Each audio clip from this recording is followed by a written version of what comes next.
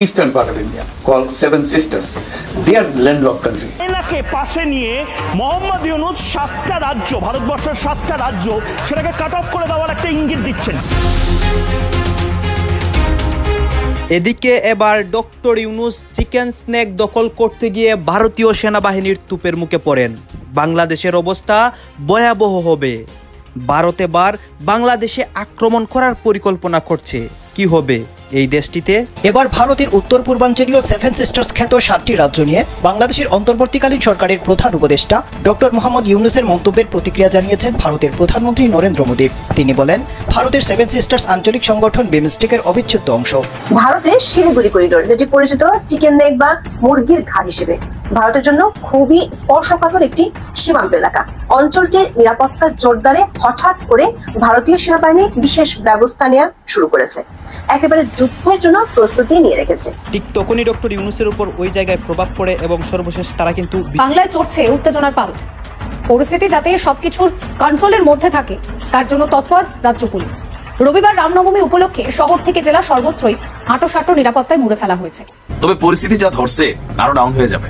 BNP একের পর এক এমন চমলক্ষ টাইপের কথাবার্তা বলছে, বাপ ডাকাইয়া আদায় করে নেব, 3টা সিট পাবার টেঙ্গি তুলে কথা বলো। মানে যেরকম বাংলাদেশি মিডিয়া এবং ইউনূসের এই প্রেস সচিব এবং তাদের তরফ থেকে যেগুলো লামিয়া মোর্শেদ এরা যেরকম ভাবে সবকিছু তৈরি করেন, যেরকম ইমেজ বিল্ড আপ করেন, সেটাকে যদি আমি সত্যি ধরি, ইউনূস যেটা বলবেন সেই রকম ভাবে তিনি করবেন, আর যদি সেটা হয় তাহলে হাসিনাকেও তো প্রত্যর্পণ করতে হয় বাংলাদেশের কাছে। প্রফেসর মোহাম্মদ ডক্টর ইউনূস একের পর এক ভারতের সেভেন সিস্টার নিয়ে যে পদক্ষেপ তিনি নিয়েছেন তাতে তোলপাড় সৃষ্টি হয়েছে ভারতের মিডিয়া সহ ভারতের বিভিন্ন নেতাকর্মীদের মধ্যে। হ্যাঁ, ডক্টর ইউনূস ভারতের সেভেন সিস্টার্স নিয়ে কথা বলায় ভারতের মধ্যে তুলপাড় কাণ্ড হচ্ছে। ডক্টর ইউনূসের উপরেও কঠিন প্রভাব আসে। দর্শক শ্রোতা, ভারত ইতিমধ্যে সেভেন সিস্টার্স এরিয়াতে সেনা মোতায়েন করে যুদ্ধের প্রস্তুতি নিয়ে রাখে এবং যেই সেভেন সিস্টারের উপর কথা বলবে বা যেই সেভেন সিস্টার্সকে নিয়ে সেখানে আসবে তাকেই তারা গ্রেপ্তার করবে। দর্শক শ্রোতা, এই বিষয়গুলো নিয়ে বর্তমানে বাংলাদেশের রাজনৈতিক প্রেক্ষাপটেও অনেক কথা হচ্ছে এবং বাংলাদেশের নেতাকর্মী, সমন্বয়ক, উপদেষ্টা সবাই অনেক মন্তব্য করতেছে।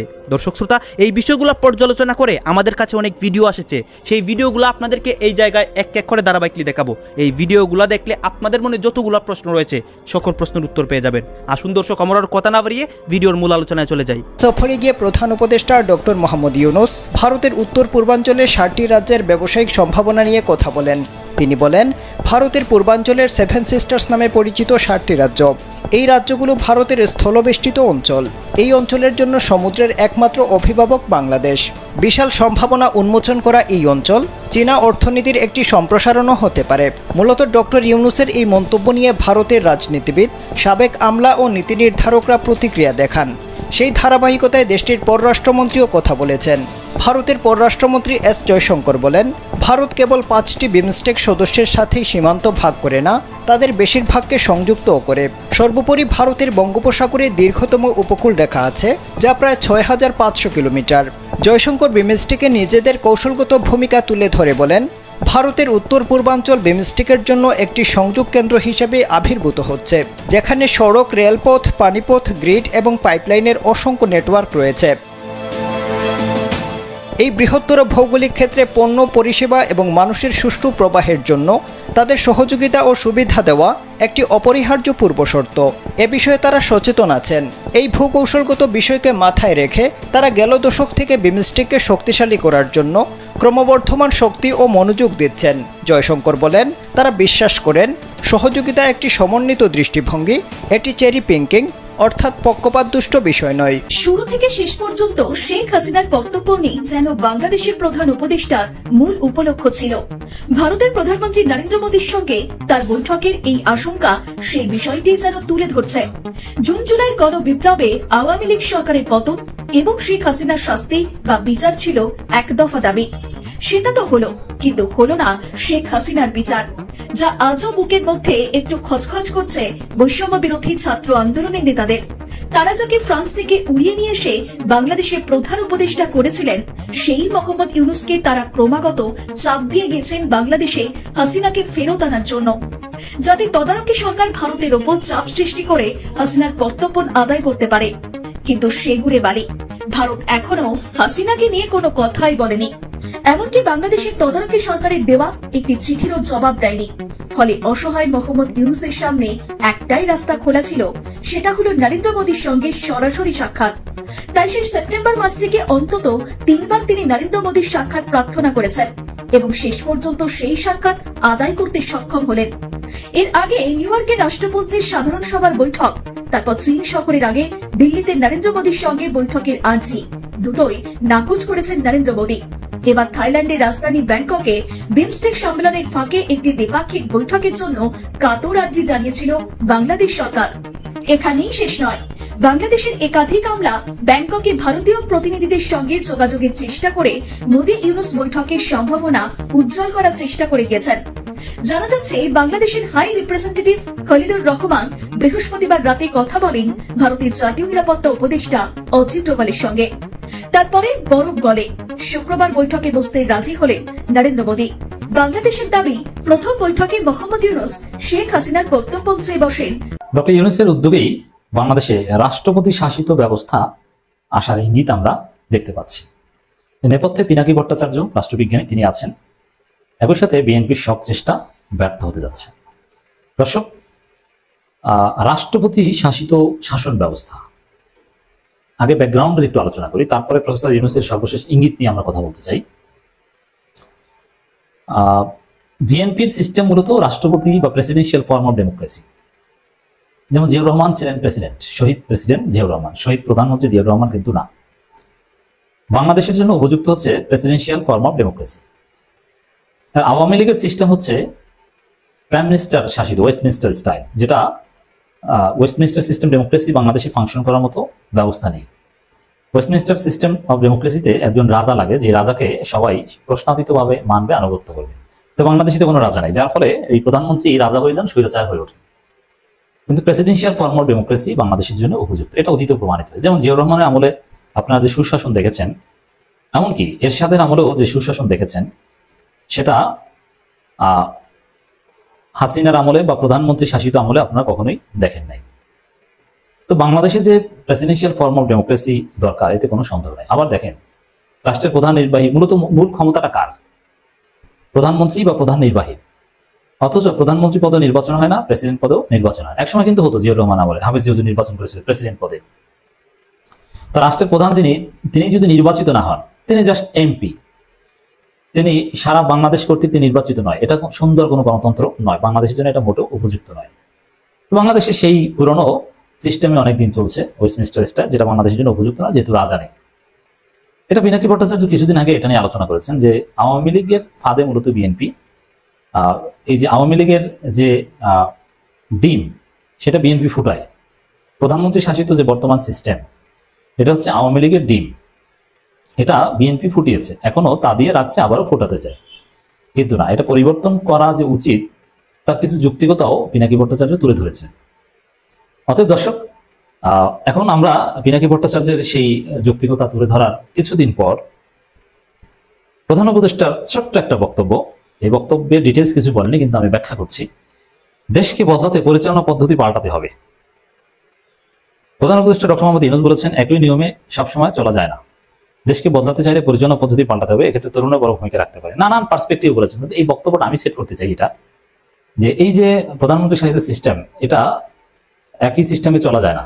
এখন রাষ্ট্রপতি শাসিত সিস্টেম বাংলাদেশে লাগবে। যদি এই কথাটা ওভারঅল সবার জন্য বলেছেন, শুধু বাংলাদেশি তরুণদের জন্য না, কিন্তু বাংলাদেশে এটা আমি সেট করতে চাই এইভাবে, যে বাংলাদেশে রাষ্ট্রপতি শাসিত সিস্টেম ব্যবস্থা চালু করতে হবে। সেখানে রাষ্ট্রপতি পদে রাষ্ট্রপতি হবেন রাষ্ট্রের প্রধান নির্বাহী এবং প্রধান ব্যক্তি। ঘটনা আমরা দেখেছি এবং বিশ্ব দরবারে উত্থাপিত হয়েছে, সেখানে নেতিবাচক হিসেবেই দেখা হচ্ছে গোটা বাংলাদেশকে, বিশেষত মোহাম্মদ ইউনূসের জমানাকে। সেক্ষেত্রে বাংলাদেশের এখন ভবিষ্যৎ কি, কোন পরিস্থিতিতে এগোচ্ছে গোটা বাংলাদেশ? শেখ হাসিনার জমানা শেষ করে এখন ডক্টর মোহাম্মদ ইউনূসের জমানা চলছে, কিন্তু তার আমলে বাংলাদেশের মানুষ কতটা ভালো রয়েছেন সেটা নিয়ে বিস্তর প্রশ্ন তৈরি হয়েছে। আদেও কি সোনার বাংলাদেশ রয়েছে? এই পরিস্থিতিতে বাংলাদেশের ভবিষ্যৎ কি হবে, কোথায় গিয়ে থামবে? 2024-এর 5ই আগস্ট শেখ হাসিনা সরকারের পতন ঘটেছে, তারপর কেটে গিয়েছে 8 মাস। এই 8 মাসে বাংলাদেশ আরো অবনতির দিকে গিয়েছে। কিরকম, চলুন বোঝার চেষ্টা করি। বাংলাদেশে অর্থনৈতিক পরিকাঠামো ভেঙে পড়েছে, বেড়েছে বেকারত্ব, মূল্যবৃদ্ধি হচ্ছে, এদিকে বৈদেশিক মুদ্রা আসা বন্ধ হয়ে গিয়েছে বাংলাদেশে। অন্যদিকে সাধারণ মানুষের শান্তি বিঘ্নিত হচ্ছে, সংখ্যালঘুরা নিরাপদে নেই, তাদের উপর হয়ে চলা অত্যাচার বেড়েছে, জঙ্গি সংগঠনগুলি মাথাচাড়া দিয়ে উঠেছে, যেগুলি শেখ হাসিনার আমলে নিষিদ্ধ ছিল। কাজেই অরাজক পরিস্থিতিতে রয়েছে বাংলাদেশ। পুলিশ প্রশাসনকে সেভাবে কাজে লাগাতে পারছেন না মোহাম্মদ ইউনূস। বাকি রইল দেশের সেনাবাহিনী, যদিও তার প্রধান দায়িত্বে রয়েছেন, কিন্তু সেনাবাহিনী দেশের অন্তরের সংকট মোকাবিলার জন্য নয়, তারা বৈদেশিক আক্রমণ কিংবা অন্য দেশের সঙ্গে যুদ্ধ পরিস্থিতিতে তারা মোতায়েন থাকে। কাজেই এক্ষেত্রে সেনাবাহিনীর ওপর দোষারোপ বা দায় চাপিয়ে লাভ নেই। দেশের বিশৃঙ্খল পরিস্থিতির জন্য দায়ী নিতে হবে দেশের এই মুহূর্তে প্রধানকে, অর্থাৎ দেশের তদারকি সরকারকে, প্রধান উপদেষ্টা মোহাম্মদ ইউনূসকে। তবে ওয়াকিবহাল মহল বলছে দেশের পরিস্থিতি আয়ত্তে আসতে পারে যদি স্থায়ী সরকার গঠিত হয়। তার জন্য নির্বাচন প্রয়োজন, কিন্তু নির্বাচন নিয়ে গড়িমসি চলছে। যদিও রাজনৈতিক দলগুলি চাপ সৃষ্টি করছে, চাপে পড়ে নির্বাচনের সম্ভাব্য দুটি সময় দিয়েছেন মোহাম্মদ ইউনূস। তবে নির্বাচন এখন বিষবাউ চলে। তবে দিনে দিনে নতুন রাজনৈতিক দলের উত্থান, কানাঘুষো শোনা যাচ্ছে তাদের মদত যোগাচ্ছে ইউনূসে। এমনকি তাদের প্রতিনিয়ত হুমকি, হুঁশিয়ারি দিশেহারা করে তুলছে বাংলাদেশের সাধারণ মানুষকে। শেখ হাসিনাকে বাংলাদেশে ফেরত পাঠাতে সম্মতি জ্ঞাপন করেছেন নরেন্দ্র মোদী। দুদিন আগের বৈঠকে ডক্টর মোহাম্মদ ইউনূস সাহেবের চাওয়া ছিল বাংলাদেশের যে ব্যক্তি 5ই আগস্টের পূর্বে খুন করেছে, গুম করেছে, হত্যা করেছে, নির্যাতন করেছে, সেই খুনি শেখ হাসিনাকে যে কোনো মূল্যে বাংলাদেশে ফেরত আনতে হবে। ডক্টর মোহাম্মদ ইউনূস স্পষ্ট ভাষায় বলেছেন বাংলাদেশ সরকার এই মুহূর্তে শেখ হাসিনাকে ভারতের কাছ থেকে ফেরত চায়। নরেন্দ্র মোদী সম্মতি জ্ঞাপন করেছেন শেখ হাসিনাকে বাংলাদেশে ফেরত পাঠানোর জন্য।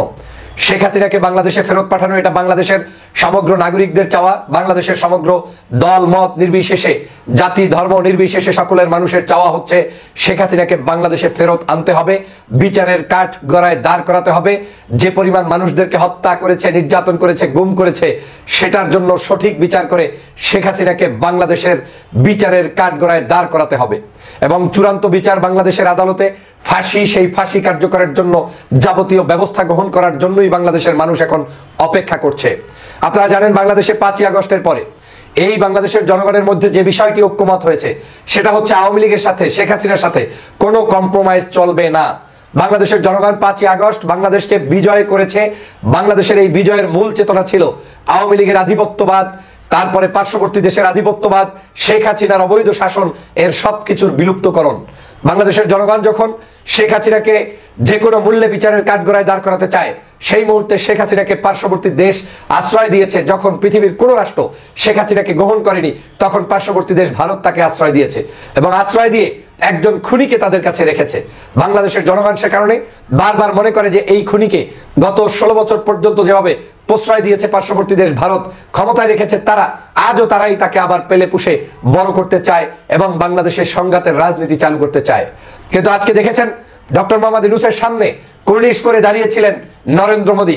নরেন্দ্র মোদী যখন বৈঠকে ডাকলেন এবং সেই বৈঠকে ডক্টর মোহাম্মদ ইউনূস সাহেব প্রবেশ করছেন, তখন নরেন্দ্র মোদী কিন্তু কিঞ্চিত বাঁকা হয়ে সামনের দিকে ঝুঁকে পড়ে হাতগুলোকে কুর্নিশ করে তারপরে নরেন্দ্র মোদী ডক্টর মোহাম্মদ ইউনূসকে ওয়েলকাম জানালেন।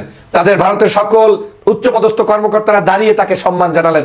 এটাই হচ্ছে প্রফেসর ডক্টর মোহাম্মদ ইউনূসের লীলা খেলা। আজকের এই বাংলাদেশে আমি বিশ্বাস করি ডক্টর মোহাম্মদ ইউনূস যেভাবে আগাচ্ছেন, তিনি যে কোনো মূল্যে এই ফ্যাসিস্ট শেখ হাসিনার সকল অপরাধের বিচার কার্যক্রম করতে সক্ষম হবেন বলে আমরা বিশ্বাস করি। তবে বাংলাদেশের এই সময়ে ভারতের কাছে আমাদের একটাই প্রধান চাহিদা, সেটা হচ্ছে শেখ হাসিনাকে ফেরত দাও। শেখ হাসিনাকে ফেরত না দিয়ে তোমাদের সাথে আমাদের কোনো সম্পর্ক থাকতে পারে না। কূটনৈতিক সম্পর্ক আমি যদি জোরদার করতে চাই, তাহলে সবার আগে হচ্ছে আমার দেশের নাগরিকদেরকে যেই খুনি খুন করেছে তাকে আমাদের দেশে ফেরত আনতেই হবে। আমি ডক্টর মোহাম্মদ ইউনূসকে ধন্যবাদ জানাই, তিনি দায়িত্বহীন ভাষায় আজকের সেই নরেন্দ্র মোদীর সাথে বৈঠকে বসে শেখ হাসিনাকে বাংলাদেশে ফেরত আনার ব্যাপারে যে আওয়াজ তুলেছেন, এটা অত্যন্ত দেশবাসীর জন্য, রাষ্ট্রের জন্য একটা মঙ্গলকর তিনি আহ্বান তুলেছেন। আজকে আপনারা জানেন ডক্টর মোহাম্মদ ইউনূস যখন সেখানে উপস্থিত হয়েছেন, তাকে দেখে তারা যেভাবে সম্মান জানিয়েছেন, এটার মাধ্যমে প্রমাণ হয় ভারতের সকল রাগ ঢাক শেষ হয়ে গিয়েছে। এখন ভারত যে কোনো মূল্যে ডক্টর মোহাম্মদ ইউনূসের সাথে সম্পর্ক জোরদার করতে চায়। ডক্টর মোহাম্মদ ইউনূস যখন বিভিন্ন দেশে সফর করেছেন, বিশেষ করে চায়না সফর শেষ করেছেন, তখনই পার্শ্ববর্তী দেশের মাথা নষ্ট হয়ে গিয়েছে। ইতিমধ্যেই ডক্টর মোহাম্মদ ইউনূসকে উদ্দেশ্য করে নরেন্দ্র মোদী বলেছেন, আপনার উপরে শেখ হাসিনা যেটা করেছে সেটা অন্যায় করেছে, শেখ হাসিনা আপনার উপরে যা করেছে সেটা আমরা মেনে নিতে পারি না। এই হচ্ছে তাদের ভাষা, এই হচ্ছে তাদের বক্তব্য। এখন তারা বুঝতে সক্ষম হয়েছে ডক্টর মোহাম্মদ ইউনূসের প্রতি যে আচরণ করা হয়েছে সেটা কোনো গাইজ আপনারা তো দেখলেন এখানে কি কথা হচ্ছে। অনেকেই কিন্তু অনেক কথা বলতেছে, অনেকে আলোচনা করতেছে, অনেকে সমালোচনা করতেছে দেশের বিভিন্ন অবস্থা এবং দেশের বিভিন্ন পরিস্থিতি নিয়ে। সবাই সবার মন্তব্য প্রকাশ করে এবং এই মন্তব্যগুলো প্রকাশ থেকে আমরা অনেক কিছু বুঝতে পারি। বিশেষ করে কিন্তু এখানে সেভেন সিস্টার্সকে নিয়ে কথা হচ্ছে, ভারত বাংলাদেশের পরিস্থিতি নিয়ে কথা হচ্ছে, অন্যদিকে ডক্টর ইউনূসের বিষয়ে অনেক কথা হচ্ছে। দর্শক শ্রোতা, এই বক্তব্যগুলো দেখে আমরা কিন্তু অনেক কিছুই বুঝতে পারি বাংলাদেশের বর্তমান রাজনৈতিক প্রেক্ষাপট এবং আন্তর্জাতিক প্রেক্ষাপট। দর্শক শ্রোতা, এতক্ষণ আপনাদেরকে যা কিছু দেখিয়েছি সব কিছু কিন্তু আমরা সোশ্যাল মিডিয়া থেকে সংগ্রহ করেছি। এখানে আমাদের নিজস্ব কোনো মন্তব্য নেই বা নিজস্ব কোনো সিদ্ধান্ত নেই। এইসব দেখে আপনাদের কি মনে হচ্ছে এবং আপনাদের মন্তব্য অবশ্যই আপনারা কমেন্ট বক্সে লিখে যাবেন। এবং আপনাদের কাছে আমাদের একটা রিকোয়েস্ট থাকবে, আপনারা যদি আমাদের চ্যানেলে নতুন দর্শক হয়ে থাকেন চ্যানেলটি সাবস্ক্রাইব করবেন এবং পাশে থাকা বেল বাটনটি বাজাবেন, যাতে করে নেক্সট ভিডিওটা সবার আগে আপনাদের কাছে পৌঁছায়। ধন্যবাদ।